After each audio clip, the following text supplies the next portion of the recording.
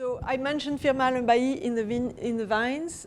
Of course, another guy called Alcide Belot Desminières really pushed Aubailly very high, because when he acquired Aubailly in 1872, from that point, he was able to sell the wines of Aubailly at the same price as the first growers during 70 years. It makes us dream today.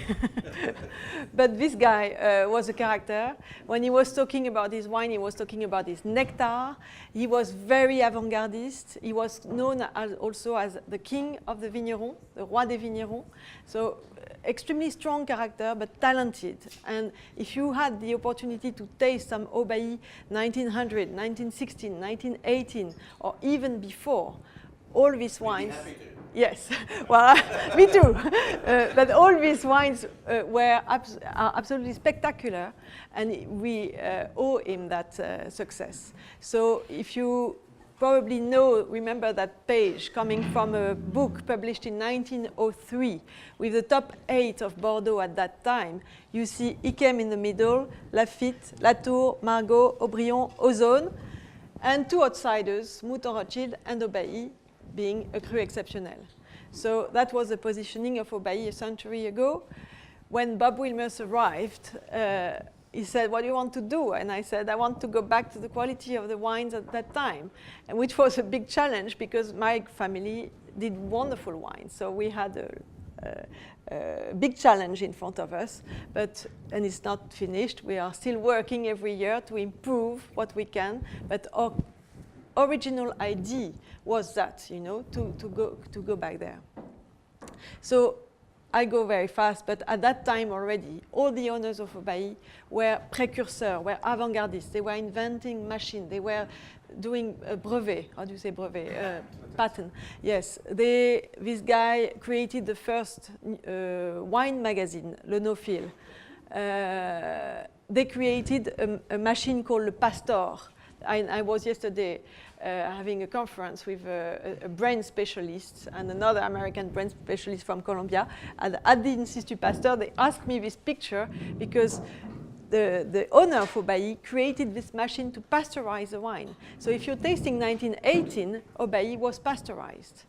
And I had it once in Hong Kong last year, and the wine is still fresh and alive, and it's very impressive.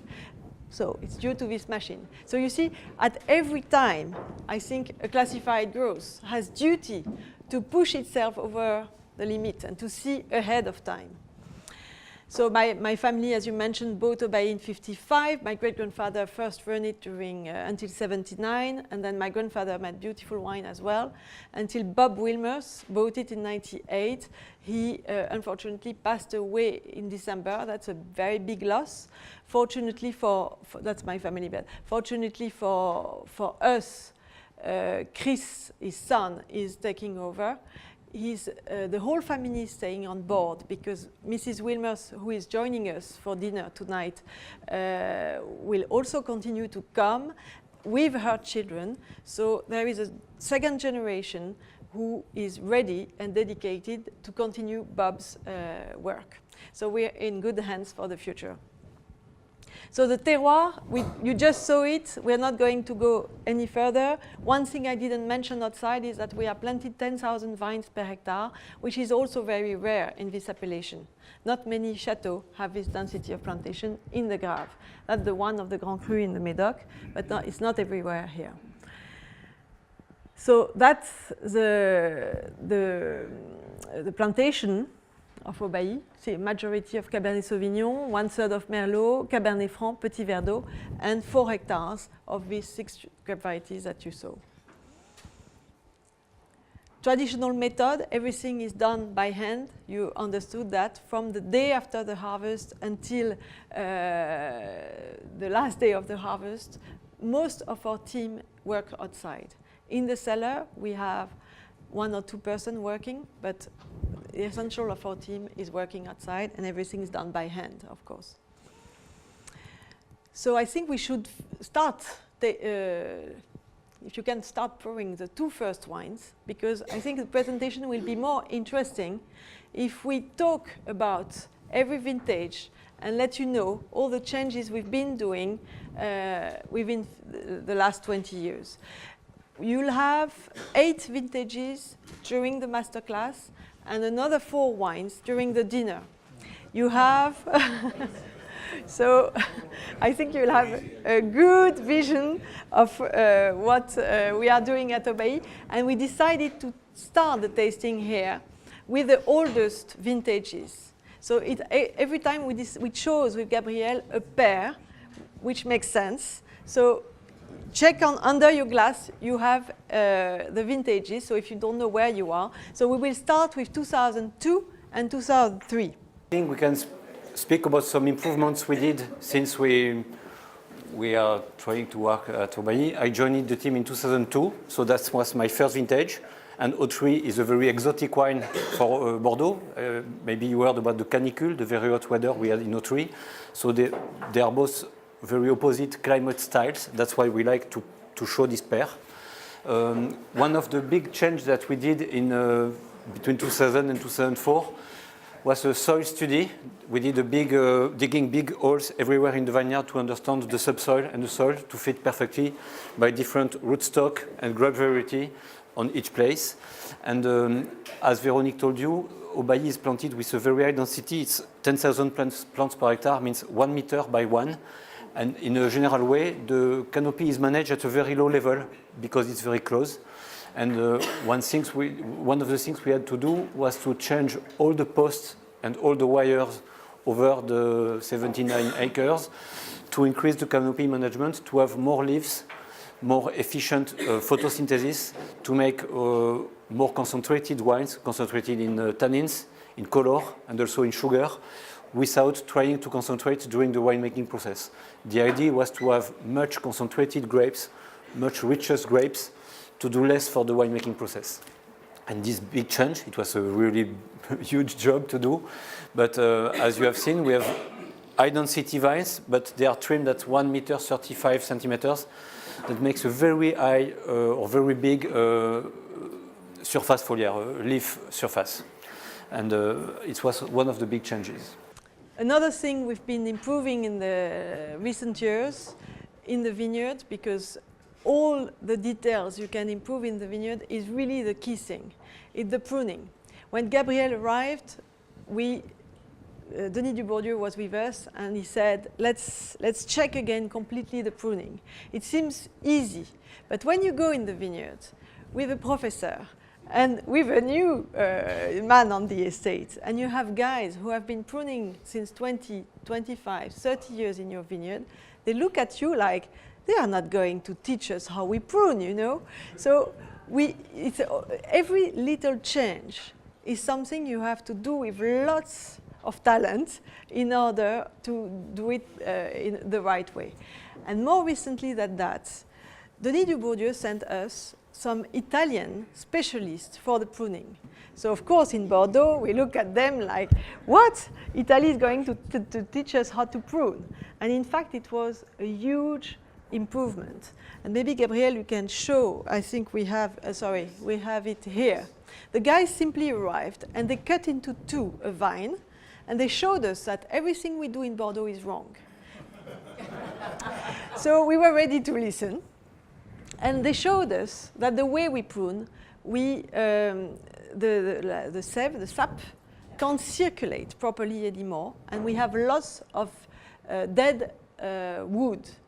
And if we want to keep our patrimoine, our vines for many more years, we have to prune in a much better way. So maybe Gabriel, you want to? So some of our pruners were doing this kind of pruning without knowing they were doing it well. It was kind of hazard. But you can imagine if some of the vine, one of the parcel is 120 years old, of course they have been pruned very well since that time. The key fact of this pruning method with the Italian teachers is that they try to focus on the flow of the sap inside the plant, and they explain us that each time you do a cut, even if you cut with a small drying piece of shiko, a dry wood, the cut will dry inside the plant and disturb the flow of the sap. So it's very interesting. You don't see it very well there, but if all the cuts are done on the top of the plant, it makes a dry wood there, but you see the yellow, clear wood, the sap is still circulating very well in the side. In this side, they did a cut here, it dried, some other cuts on the top, and the flow of the sap doesn't find easily the way. And they make the book, it's adapted to the Guyot and to all the different pruning methods everywhere in the world. For the fruit trees, it's very evident when you read that to know that we were doing mistakes. And as an example, maybe better than that one, on this trunk, you have a lot of dry wood, and that's very good for the left arm of the wood, and the sap can flow very well there. And here, because of the opposite cuts over and under the arm of the wood, it made mushrooms, the SK mushrooms, coming to help the plant to die quicker. And even on a very, very young plant like this one, we broke it. That's the arm of the plant. It was 10 years old. And the mistake of pruning up and down, that the flow of the sap can't go this way. So this mistake can be corrected by doing a new cut or new arm under the arm of the plant. But when you cut the plant in your vineyard and you show to your vigneron, that's your job, that's what you are doing, they understand very well that they don't do it well. And thanks to these foreign people, they can open their eyes much better than the teacher is coming from the village or anywhere else. But they are very patient to teach, to explain patiently, quietly what they have to do. And they come every year to check that we don't get the bad habits back. So, no, but it's very important because the vine is our patrimoine. It's the most important thing we have. Every time you lose a vine, you lose 10 years. So it's very important. And also by the fact that we can't use certain products against certain disease, we have more and more wood disease. So we have to fight this wood disease in a very natural way, trying not to damage at all our vines. So it seems a little change, but in fact it's a huge change. It's a huge change. And since then, we realized that there was no diploma about pruning in Bordeaux. So last year, the Institut d'Oenologie, where you're going tomorrow, started and created the first pruning diploma with their help. And Aubailly is one chateau where we welcome the students and the teachers to help them having experimentation on spot to learn how to prune correctly. So when I took over, all guys in the vineyard were doing race pruning. If you have good vines, of course you have good grapes, and of course you make a better wine. So that's the fundamental thing of a great wine. Who found the Italian consultants? Denis Dubourdieu. So he knew about their work. He knew about them, and he said, he asked us if we want to test or try them. So because, you know, it's not everybody who wants to go in that direction. And we said, okay, let's see.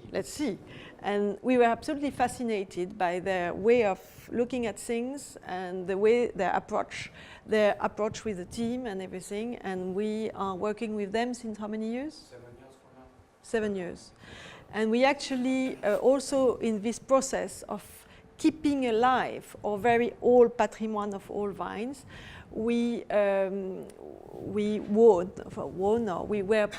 now part of the Entreprise du Patrimoine Vivant in France. We were the first Grand Cru in Bordeaux to be nominated by that. Bollinger is one in Champagne, but it's all the French company working handcraft, Hermès, what else? But if you're interested, there is a booklet about this special organism, but it is basically the excellence of French know-how, and they were very impressed by the way we were treating our vines and keeping our heritage of all vines. And that's why we joined that group, which is a special group. Yes. Yes? The Italians from a certain vineyard in Italy, and do many vineyards in Italy use this newer technique? Yes, they are from Piedmont, and they also work a lot in Italy. From Friuli. They are from next to Venezia, in Friuli, but they teach for pruning the vines in Burgundy, in Champagne, in South America, maybe in California.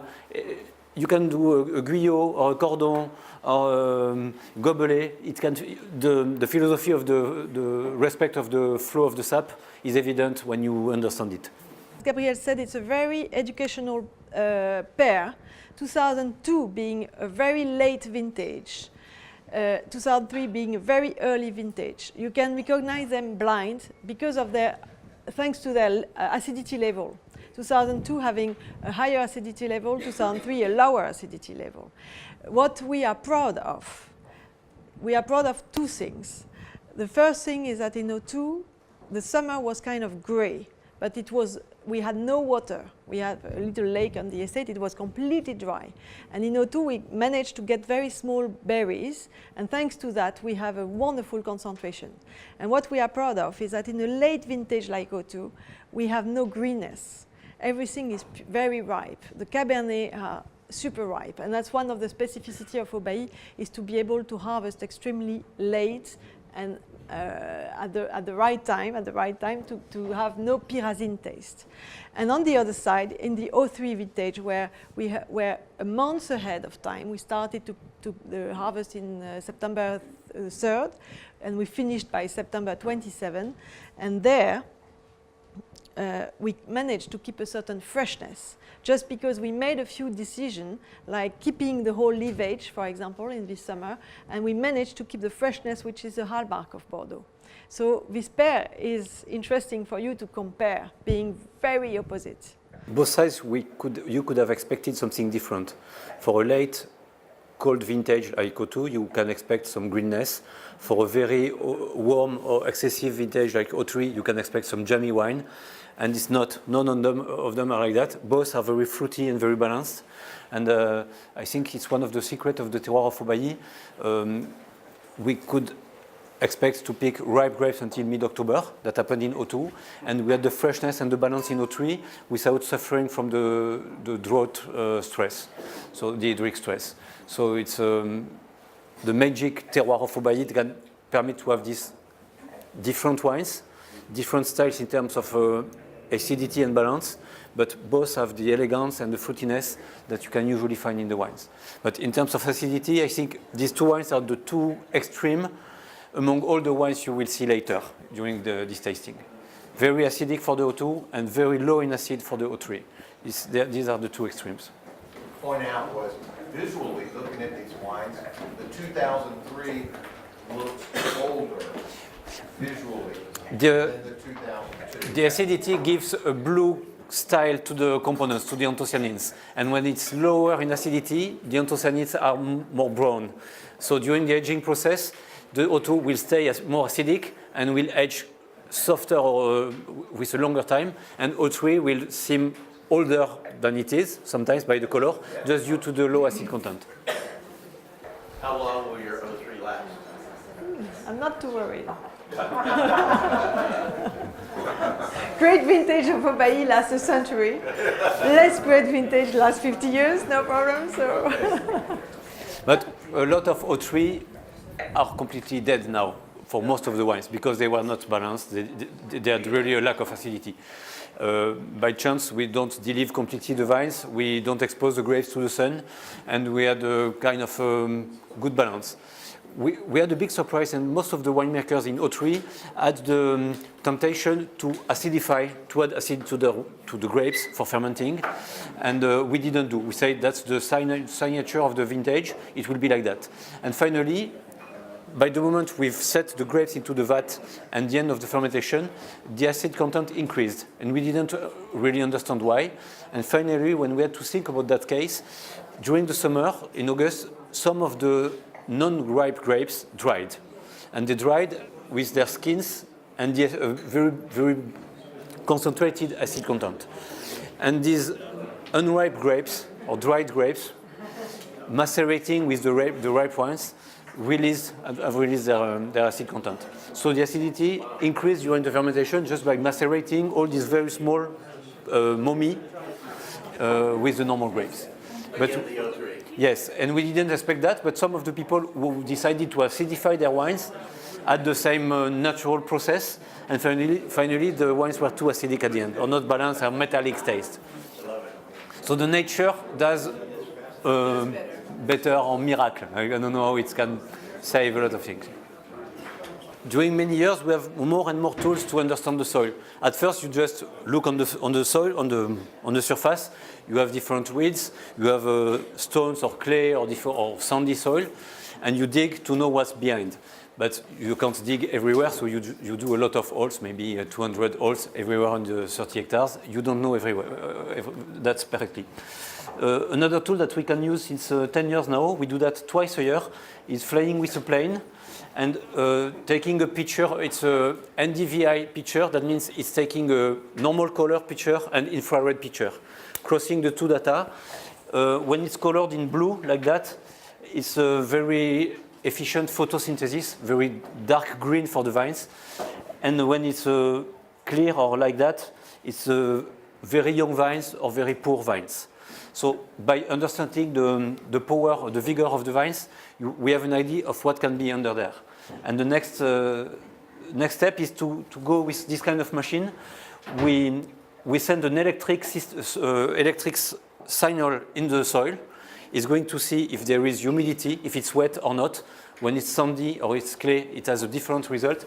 So the electric signal is going down, 2 meters deep, going to be got by this machine. A computer gets the data, and this is the picture of where is the water and where it is not.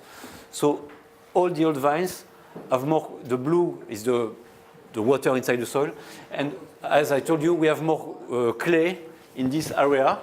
And you see we have more water in this area because the clay is keeping it, and it's more sandy or more dry in this area.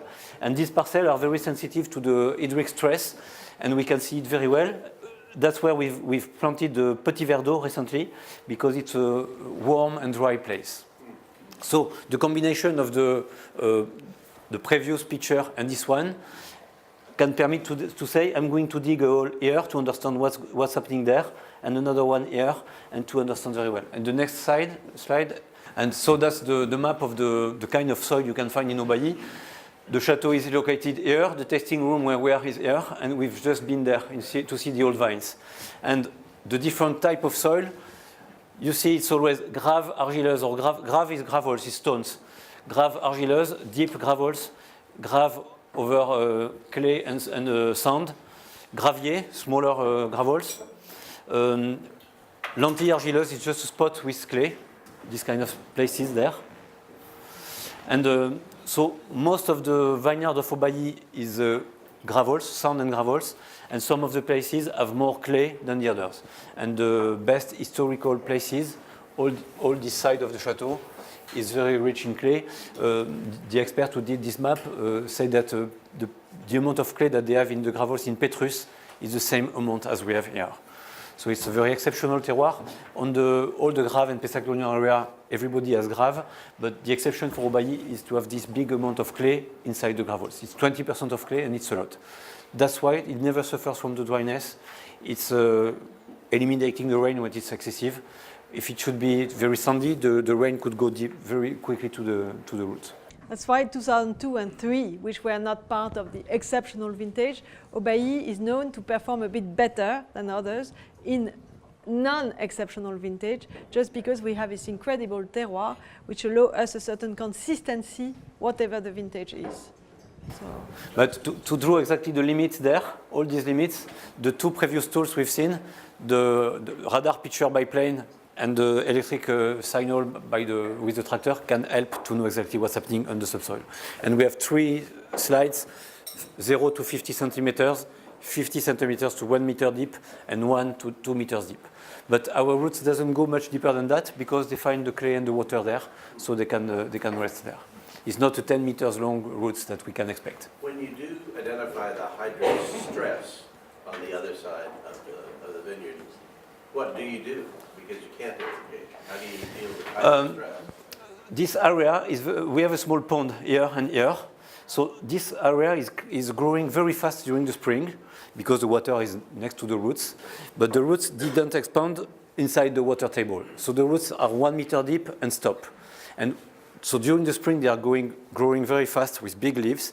And just after the first 2 or 3 days of warm temperature, the water table goes down, and the vine has no water. So we can deleaf them earlier than the others. We can cut the trimming shorter than the others. We have some tools to adjust the canopy evaporation and decrease it because we know it will be sensitive. So now we move to another pair, 5 and 6, which is, some people would consider that 6 might be a better vintage than 5. 5 is still a baby vintage, but it was an exceptional year with a certain specificity which is that we had very warm days in the summer and very cool nights. And that makes a very aromatic wine. And 6, of course, is a shadowed vintage coming just after 5. So everybody's watching on the 5 and nobody wants to hear about the 6. But we thought it's interesting for you to compare them next to each other, just because one got the light, the other didn't. And maybe it's a good pair to also speak about what we improve in the cellar. Because, of course, from day one, we focused in the vineyard, and every year we learn and we try to move forward, but we also change a few things in the cellar just in order to gain in precision.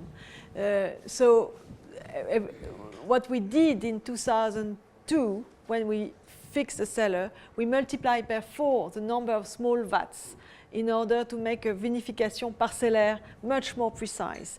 And we really had the impression that all the investments we did in the cellar showed up with the 2004 vintage, which is a vintage we love because it was a shining wine. But 5 and 6, of course, are the continuity of the 04. So much more smaller vats. We build new cellars. We have an old cellar converted into a reception room where we'll go later for dinner. But we also make lots of research with the University of Œnologie. We always did. That means my great-grandfather started to work with Émile Peynaud in 1956. So the idea is that we are always very close from the Institute of Œnologie to benefit from their research.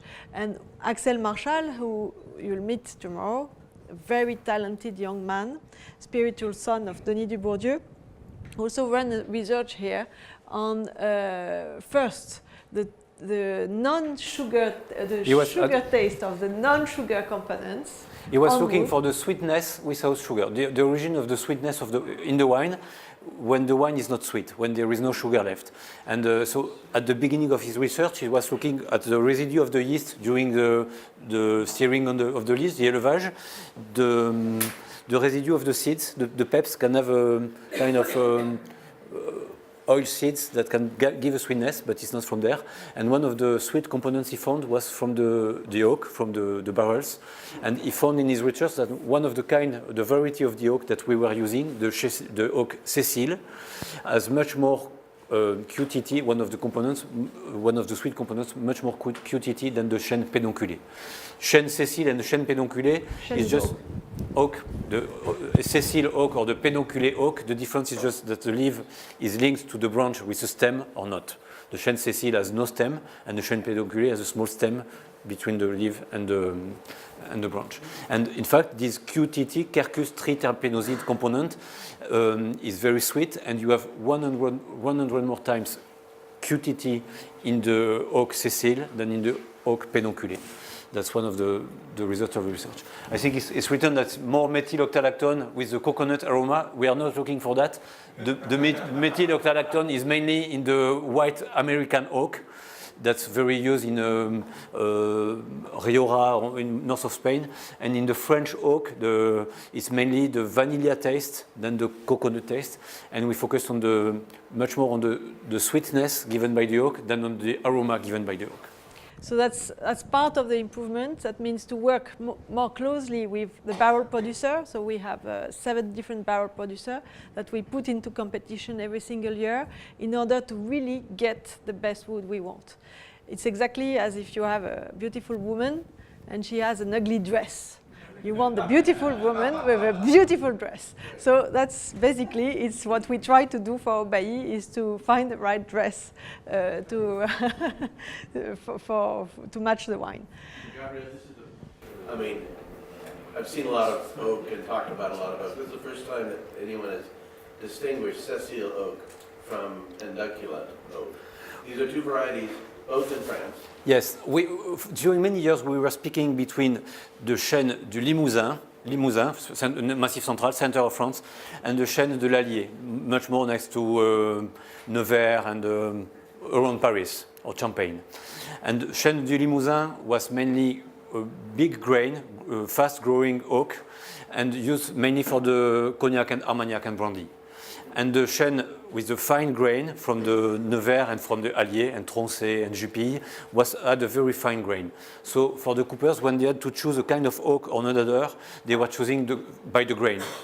Quick growing process of the oak or slow process of growing.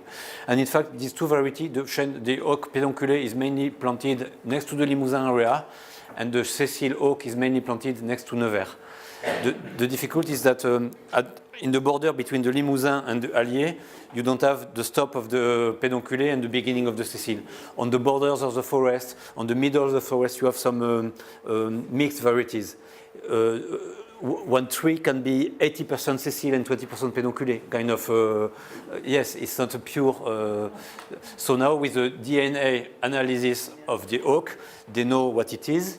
And Axel Marshall can, before to be a doctor in oenology, Axel was student, and he did one of his experiments at Aubailly.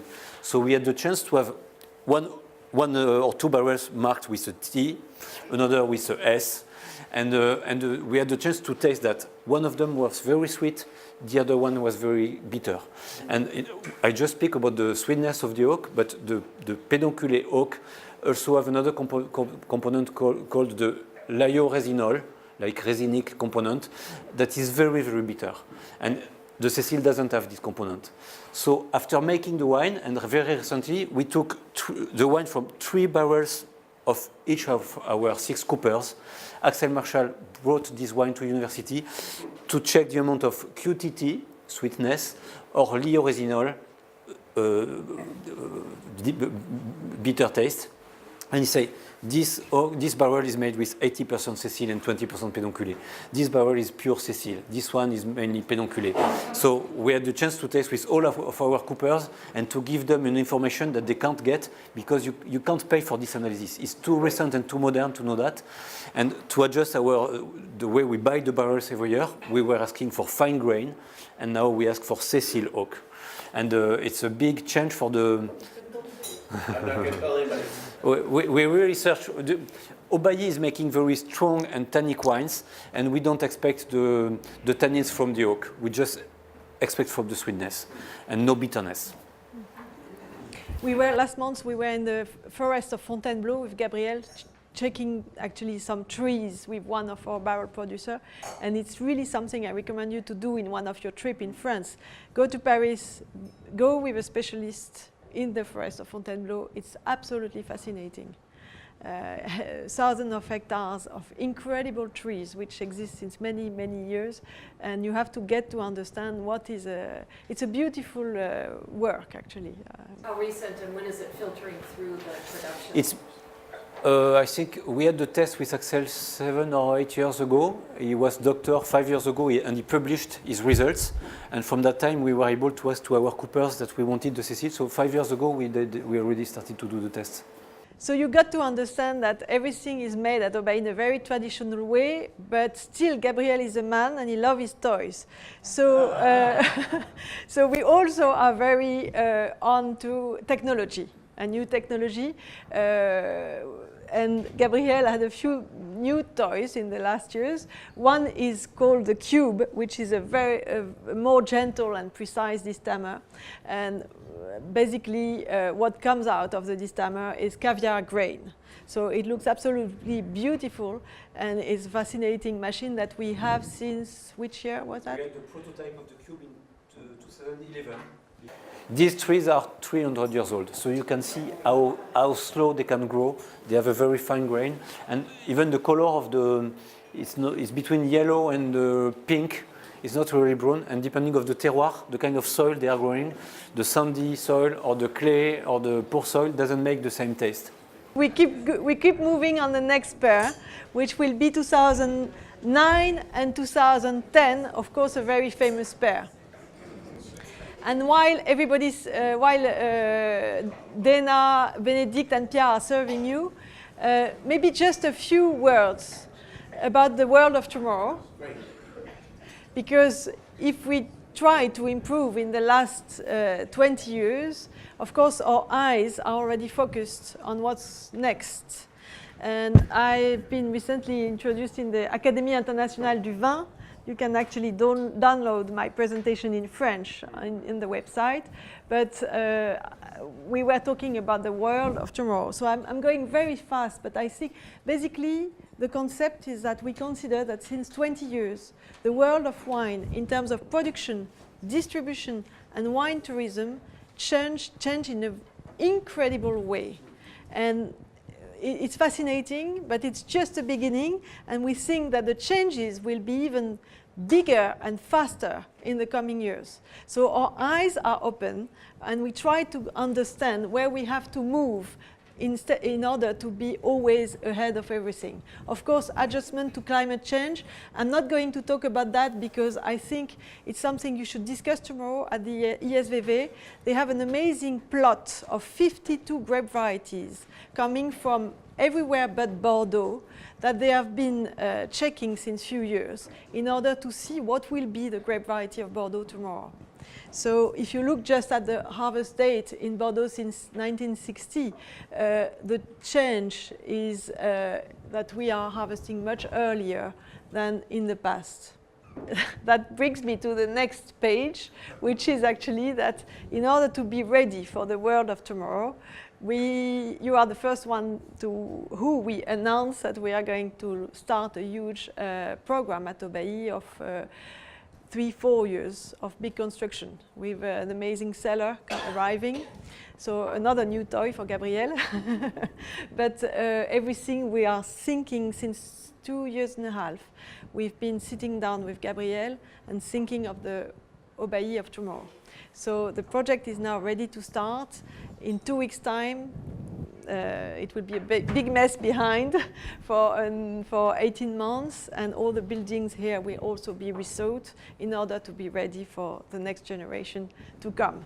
So now 2009 and 2010. So you all know the story of those 2 vintages that you collect in America with great pleasure. 2009 was pure pleasure. And we were impressed in September to see lots of people coming to Bordeaux, looking at the birth of this vintage with lots of excitement, and etc. And then a year later, we were in the vineyard together with Gabriel, watching at numbers, the analysis numbers, and we were thinking, God, this is incredible. It's even bigger than last year. So we were thinking, God, nobody will believe us. And because it's a 9 plus the 10, I call it a gentle monster, but it's really a big one. But except there was a difference that nobody came to Bordeaux. I think everybody was too scared that the price would go even higher. So it was very quiet. And we were in the vineyard looking at the birth of this incredible vintage. And we thought, that's brilliant to have 2 vintages in a row like that everybody will compare. So 9 is the characteristic of 9 is the creaminess. It's pure pleasure. What you see is what you get. It's just there. From the beginning, it has been pure pleasure. 10 has much more structure, much more from everything. So that's a vintage built for a century, and we'll have to wait and wait and wait for it. If you don't have any question on the 9 and 10, we can move to the last pair, which is 15, another star of Aubailly, and 17, barrel sample, that Gabriel prepared for you. Was there, do you recall the reason why there was no Cab Franc in the 06? Why no Cab Franc? Actually, the terroir of Aubailly, well, first of all, you do have a little Cab Franc, the one from the old vines. So we didn't mention it, but the other Cab Franc, Aubailly's terroir is not fantastic for the Cab Franc. In fact, the Cab Francs of Aubailly were given by the father of Jean Delmas to my great-grandfather.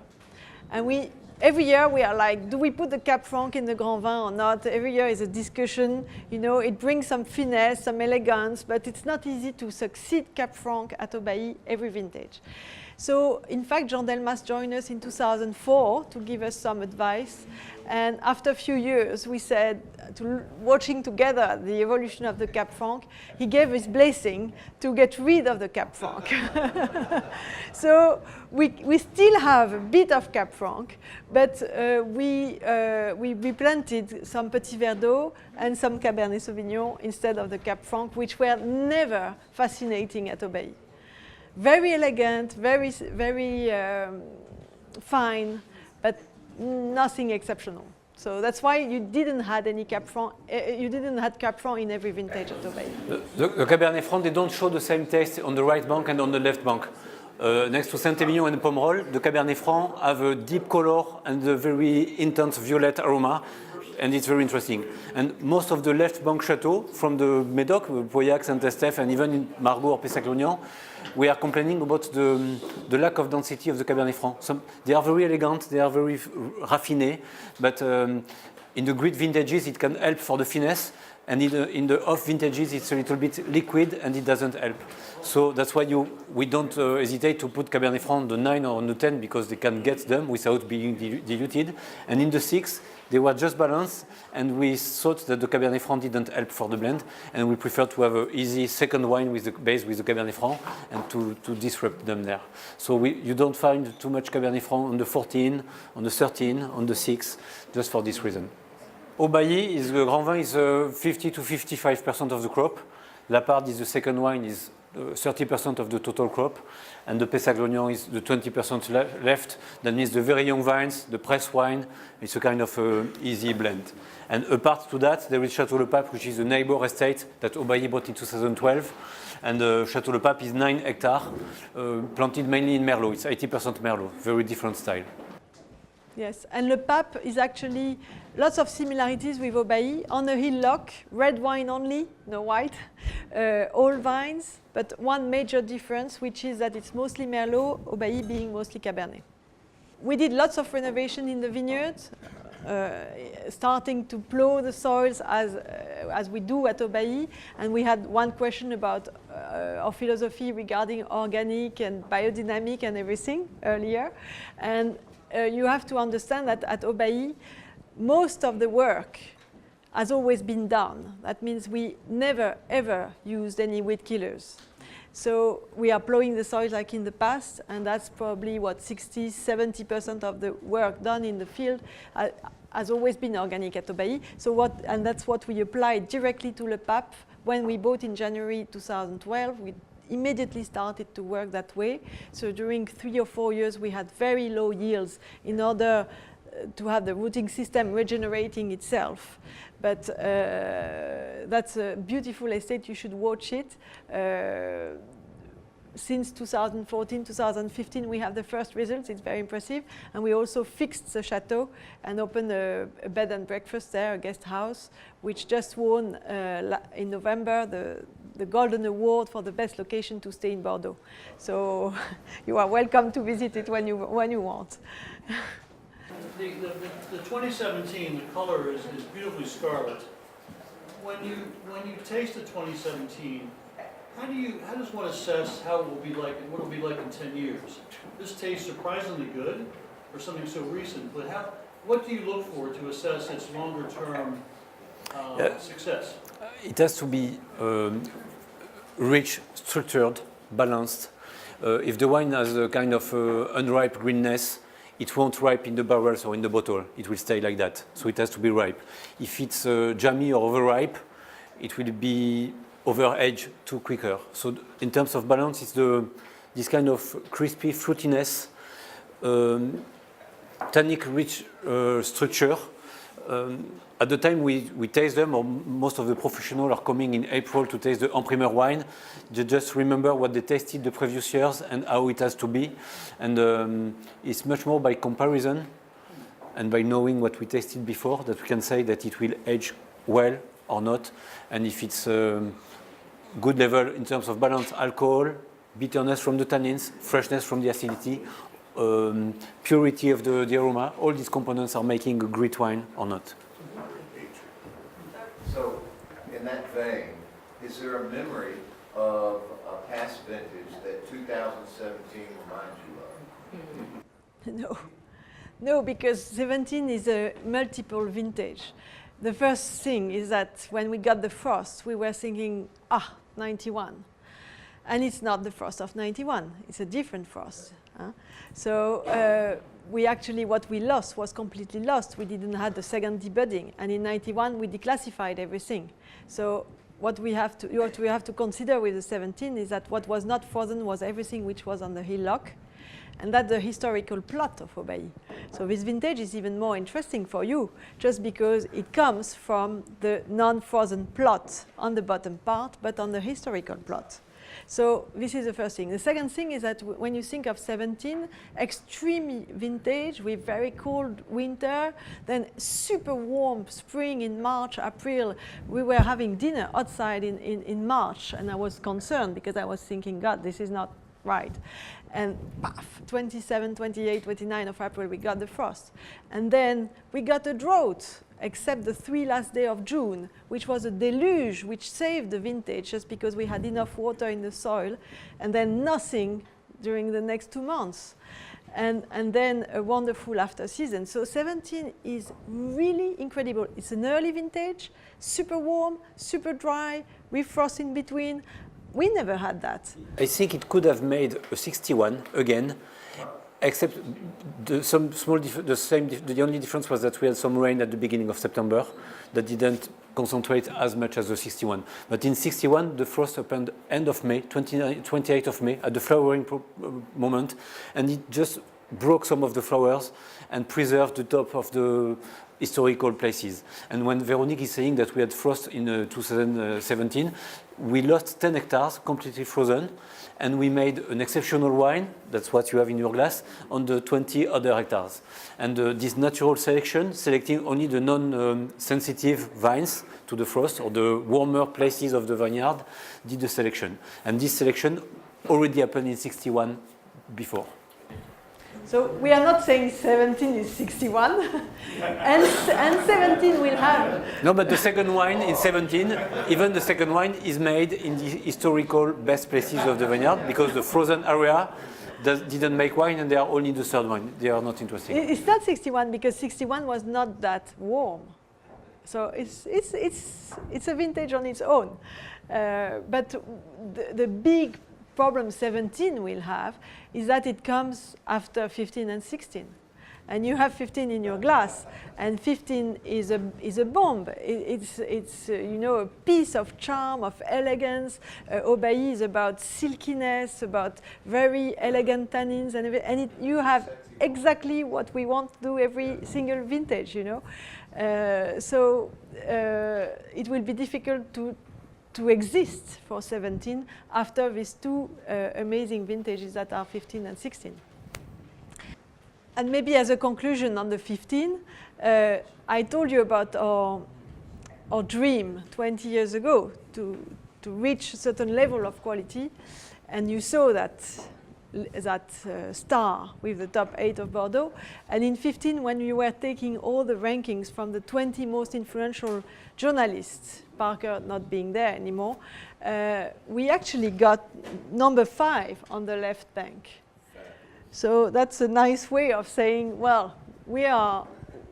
It's an incitation to continue and to continue improving every year, thanks to a great team which is run by Gabriel, thanks to the investment of Bob Wilmers and his family, thanks to make a great wine. My grandfather, when Bob Wilmers asked my grandfather, how do you do a great wine? My grandfather's answer was very simple. Just spend as much money as you can. So Bob used to say that I was spending his money. I will try also to make him win some money. But the thing is that it's just a daily dedication to every single detail in the field and in the cellar. That's really something we are, and I think that's what makes us come here every day with an immense pleasure, and we feel very privileged to have this property to run, just because this is an incredible terroir. We have a great team, and we just want to make the best of it every single year in order to to please you. That's all. I don't know how we can thank you, but from the bottom of our hearts, really, I'd like to say this has been a fabulous, fabulous.